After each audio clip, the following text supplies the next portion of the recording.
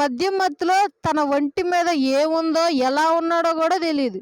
కాబట్టి వెక్కిరింతల పాలవుతాడు. తర్వాత ఇంకోటేంటి, అల్లరి పుట్టిస్తుందంట. మందు తాగి సగం క్రైములు చేస్తారు తెలుసా మనుషులు. మెలకువగుండి ఎవరు చేయరు. మందు తాగే చేస్తారంటే మత్తులో ఏం చేస్తారో కూడా తెలీదు. మత్తులో కొట్టుకుంటారు, మత్తులో చంపుకుంటారు, మత్తులో చేయాల్సినవన్నీ చేసేస్తారు. సో మద్యము అల్లరి పుట్టించును. తర్వాత దాని వశమైన వారందరూ జ్ఞానం లేనివారు. ఎందుకు ఉండదు వాళ్ళ జ్ఞానం? మందు తాగటం ఒక ఆర్ట్ తెలుసా. దాన్ని చక్కగా కలుపుకోవాలి, నీళ్ళు మంచి మందు తెచ్చుకోవాలి,